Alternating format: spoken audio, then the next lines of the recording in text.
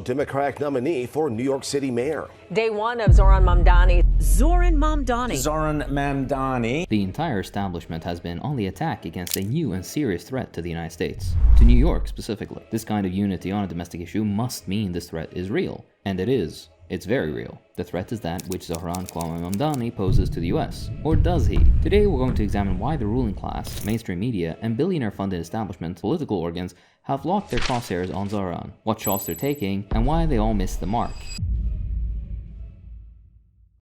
Before we do, let me turn it over to JT to thank our wonderful sponsor, Aura. Let me show you something real quick. Google your name. Odds are some of your personal information comes up, right?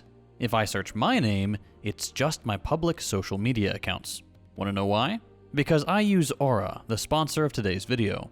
If you've ever wondered why you're constantly harassed by spam calls, texts, and emails, here's why. There are companies called data brokers whose sole purpose is to find and sell your data. They do it without your consent, and they make billions selling it to marketers, scammers, and even stalkers. And while they're legally required to remove your info if you ask, they make the process confusing and difficult on purpose. This is why I'm always recommending Aura to family and friends. They take care of everything for you. They remove your data from these sites, and they keep it removed. Aura is an all-in-one digital security tool. You may already use some other basic app, but not using Aura is like locking the front door, but leaving the back door wide open. And Aura doesn't just fight data brokers. They alert you if your personal data is found on the dark web, they provide real-time fraud alerts for credit and banking, 24/7 identity theft monitoring, secure VPN, antivirus, parental controls, password manager, credit checker, and more. And if somehow something does happen, Aura includes $5 million in identity theft insurance, and they have US-based fraud experts on call 24/7. If you're anything like me, I'm sure you're sick and tired of these stupid, evil little companies stealing your personal information and using it to make a quick buck. That's why I use Aura. It keeps me and my family safe online. If you're ready to protect your data, you can get 2 weeks absolutely free when you use our link. During those 2 weeks, you'll see exactly where your data is being leaked and who's doing it. Give it a try. I promise you'll appreciate the peace of mind. Now, back to the show. Okay, so what is Zohran Mandani running on? By our standards, his platform is modest. By NYC's standards, it might as well be the Cultural Revolution, which we'll get to later. He's promised fast and free buses, city-owned grocery stores, free healthcare, taxes on corporations and the 1%, raising the minimum wage to $30, and, most impactful for New Yorkers, he plans to freeze rent and build public housing, and that's not his entire platform. Those are just the highlights. Sounds good, but the devil is in the details. You can see those details on his website, which you can visit after the video is over. And I'm not going to read the website to you, but let's see if he's at least been working on any of these goals while in the state assembly, specifically regarding social housing. To Mandani, social housing is market-independent housing that is democratically owned and controlled through the state, or in this case, this city. Unsurprisingly, he believes that housing is a human right. Consistent with this in his role as assemblyman, he supported the so-called good cause eviction bill because it protects tenants in market-rate apartments from random rent increases and requires landlords to have a good cause. Something more than I don't like them, basically. However, he opposed an affordable housing amendment. What's up with that? Has he betrayed his principles already? No. Again, we need to look at the details. Not only would the amendment not build enough units, those they did build would cost almost $1.5 million per unit. Not actually affordable housing. As mayor, Zoran wants to build 200,000 genuinely affordable homes and promises to hold slumlords accountable. The response from the ruling class and establishment media during the primary and immediately after Zoran's victory was a bit much, to say the least. Your message to communist Zoran Mandani. Well, then we'll have to arrest him. We don't need a communist in this country, but if we have one, I'm going to be watching over him very carefully on behalf of the nation. How do you respond? Are you a communist? No, I am not. Let's get the obvious out of the way. They like to mention he's a socialist or communist. A lot. Socialist is a silly label in American politics. No one is introducing Cuomo as a conservative capitalist. The communist stuff is just garden variety Red Scare propaganda. But this is about Mandani. Despite outraising all other candidates in January of 2025 and amassing literally tens of thousands of volunteers, the mainstream media said his policies face tough fiscal reality, that he's a daydream mayoral candidate, whose policies are based on magic realism. And then, in defiance of the polls and the confidence of the Democratic Party political machine, Zohran won. and the capitalists lost it. Billionaire blowhard Bill Akerman said he woke up a bit depressed. New York City real estate people and banks with large portfolios sold off a lot of shares, so quickly in fact that some stocks fell as much as 5%. They did this to themselves, not Zohran. He didn't make them do anything. Zohran's positions have been distorted and demonized throughout his run. A particularly egregious example was from the New York Post saying he'll take New York City back to the bad old days. The piece went on to say, even worse, no one in our political class or the business elite has really stepped up to call him out. This pathetic hand-wringing from the ruling class is, of course, a lie. Bill Akerman, amongst others, have whined plenty, as we'll see later. What the author really means is his favorite CEO, Jamie Dimon, of JP Morgan Chase, hasn't said anything explicit yet. The author scoffs at Mamdani for saying billionaires shouldn't exist. Then he brags about New York City having 123 billionaires. He complains about Mamdani wanting to tax businesses and wealth producers more to provide improved public services. He then contradicts himself badly, saying that if Mamdani wins, the precious situation created by capitalism will be made much worse if Mamdani's socialism takes hold. The incoherence of this attack makes it clear that the author doesn't understand Mamdani's platform. Or worse, he does, and he's choosing to run defense for American oligarchs. In another example, Politico decided to paint Zohran as an anti-Semite, and it was unhinged, to say the least. First, they described Jamal Bowman's endorsement this way. He just proudly accepted an endorsement from a disgraced former fire alarm pulling congressman who denied October 7th rapes before walking that back. Remarkable stuff. The piece goes on to say that Zohran's plan to fight anti-Semitism amounts to tossing more money at the Jews, and then claims that Mamdani is anti-Semitic for not signing on to a resolution that honors Israel and condemns the Holocaust. Of course, Mamdani's actual reason for not signing on is the genuinely shocking language in the resolution, which asserts that Israel continues to strive for peace with security and dignity for itself, its neighbors, and throughout the world in order to fulfill the prophecy of becoming a light unto the nations, which is a disgusting lie given the genocide and bombings of neighboring countries Israel is carrying out as we speak. Then there's the New York Times editorial board's article dragging Mamdani in the run-up to the election. They said that the problems the city has now are similar to those of the 70s and 80s, and that Mamdani doesn't understand it because of de Blasio's progressive management and shows little concern about the disorder of the past decade, even though its costs have fallen hardest on the city's working class and poor residents. Despite his campaign being centered on meeting with working class people and listening to their needs, critics claim that Mamdani's democratic socialism has left him unable to understand the unavoidable trade-offs of governance. While they whine about landlords being called greedy, they close out the hit piece by saying he has no experience running an organization or department, failed to get his own agenda passed in the state legislature, and that they do not believe that Mr. Mamdani deserves a spot on New Yorkers' ballots, while softly suggesting a sexual harasser, Cuomo, would be better for New York's future. The establishment's next tactic has been amplifying smears. Politico and NBC News have given oxygen to absurd misrepresentations of his position as violent and jihadist, despite calling October 7th a horrific war crime like the media wanted him to say. But they still took his condemnation of Israel for the genocide they're committing and milked it for content. Then they asked, does the phrase globalize the intifada make you uncomfortable? An incredibly racist question. But he didn't say, I condemn the phrase. His answer was more nuanced, saying, it is a desperate desire for equality and equal rights in standing up for Palestinian human rights. And he's right. He pointed out the US Holocaust Museum used intifada and Arabic language descriptions of the 1943 Warsaw Ghetto Uprising against Nazi Germany, which wasn't appreciated by the museum, of course. Jonathan Greenblatt, noted whiner and CEO of the Apartheid Defense League, falsely claimed it's an explicit incitement to violence, while Councilman Rory Lankman argued Mamdani poses a danger to Jewish people in New York because he won't say their special sentence. Democratic Representative Richie Torres hoped on the lying about Mamdani train by saying that even if the phrase wasn't violent, which he deeply believes it is, he needs to understand how it's received by many in the Jewish community. To cap it off, he offered this gem. The far left should try extending to Jews the same empathy and sensitivity it so readily affords others. So according to Richie Torres, Mamdani needs to do what he's already doing. The mainstream media decides what stories enter the public discourse. They decide which stories were all shown. In the case of Mamdani's campaign, we have clear examples of how they want the subject talked about. Here are three. Zohran Mandani doubles down on plans to target whiter neighborhoods with higher taxes, and says billionaires shouldn't exist. Zohran Mamdani's fiscal Armageddon could bring NYC back to the bad old days. NYC mayoral candidate Zohran Mandani criticized for intifada remarks. These sensational stories distort his views, attempt to demonize him, and smear him as a means to distract people from his very popular platform. Here are some things they should have covered instead. Thousands of volunteers rallied for Zohran Mandani. His social media outreach helped him surge in the polls and attracted over 27,000 individual donors, 12,000 more than the second place. That grassroots energy hit the streets hard, with an army of 30,000 canvassing volunteers knocking on over 750,000 doors across every borough each night.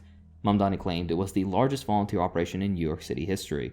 Hot Girls for Zohran began as a playful yet sincere endorsement from the blog Grime Square, where Mamdani's presence sparked the realization that New York deserved a mayor who was politically serious, magnetic, and, well, attractive. Don't let the name fool you. They are serious about their political work. They treat canvassing, mutual aid, and organizing as energizing practices that connect people to the campaign.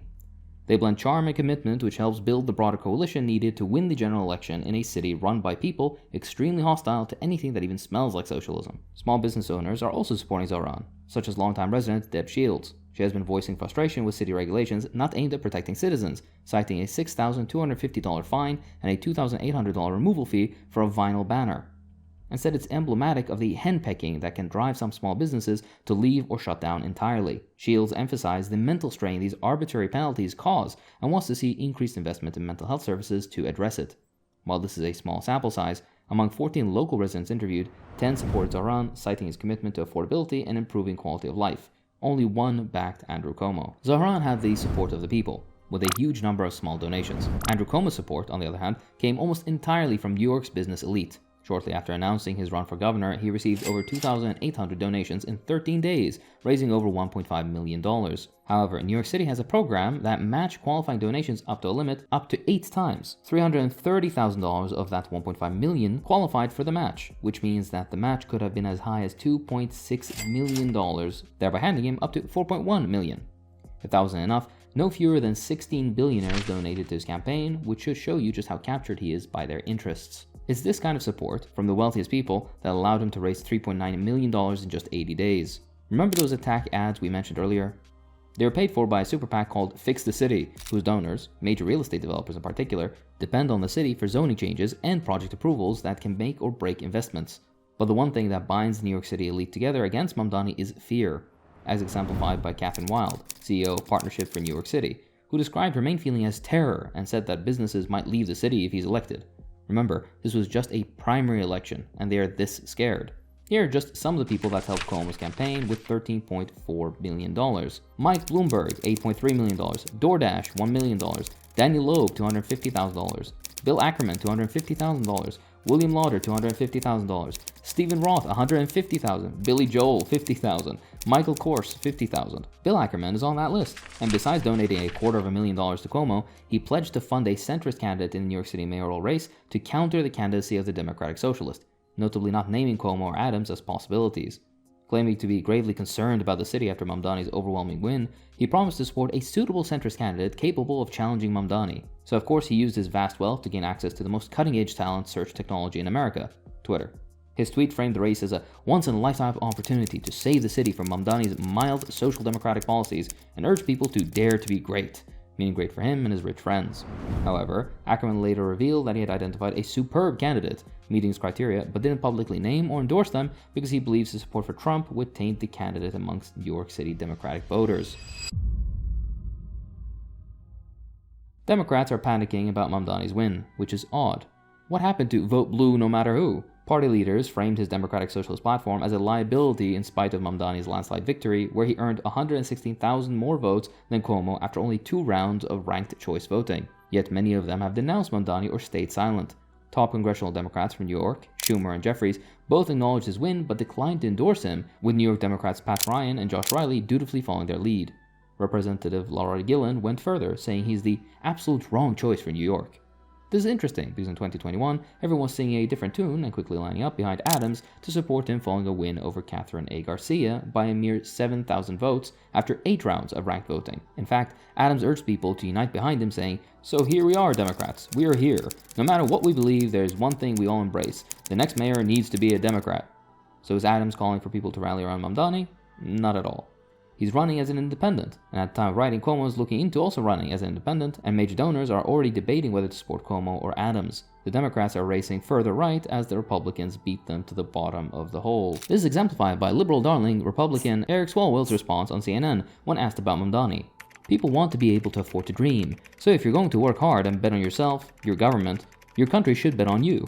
Bet on your career, and make sure that if you work hard, you do better and dream bigger. And frankly, I'm not a socialist. I don't associate myself with what he has said about the Jewish people. Red Scare nonsense mixed with Islamophobia. Same as Republicans, just maybe with fewer slurs. The fascists also launched a smear campaign against Mamdani, but with more vitriol, calling him an anti-Semitic, foreign-born communist, with terrorist ties and pushing a $10 billion tax and spend plan to destroy free markets and national security. Congressman Andy Ogles urged the DOJ to denaturalize and deport him because of his rap lyrics about the Holy Land Foundation. White House Deputy Chief of Staff for Policy and Homeland Security Advisor Stephen Miller said unchecked migration caused an anarchist socialist takeover of New York City, and it's a sign of a society that fails to control migration. Trump threatened to arrest Mamdani over his ICE stance and repeated a false claim about his citizenship status. Press Secretary Carolyn Leavitt said Mamdani rejects common sense, law and order, low taxes, and working hard, cautioning voters to choose wisely. During the regime's first Homeland Security Advisory Council meeting, the discussion quickly turned to Mamdani being a combination of an Islamic extremist and a communist, and therefore a top national threat. Attorney David Chestnov whined about the normalization of anti-American philosophy, liking his platform to marching with Hezbollah flags within shouting distance of where the towers fell. Kristi Noem wants to deploy unutilized DHS authorities seeking creative ways to expand her power against Mamdani. He responded, if this is what Donald Trump and his administration feel comfortable about saying about the Democratic nominee for the mayor of New York City, imagine what they feel comfortable saying and doing about immigrants whose names they don't even know. All that said, and while we recognize how poorly Zohran has been treated by the establishment, we have some good faith critiques if he wants to develop a truly socialist program. We've covered this on a recent episode of the Deprogram podcast here, but we'll elaborate here. First, add something like a worker vouchers program to the platform. Here's how they work. Every full-time employee at a registered company gets non-transferable worker vouchers, giving them board-level voting rights and veto rights on company decisions. Make it easy to build cooperatives and make them tax-exempt. Any private company with over a certain number of employees, say 20, must recognize unions, and union activity must be directly supported by legislation. You can even back them up with legal teams funded by taxes on private companies, so workers set the rules. Transfer auditing power from the mayor's office to a democratically elected public wealth board to conduct audits of top 5% of capital owners each year, to bring to light the rampant rent gouging, tax evasion, and hidden price hikes.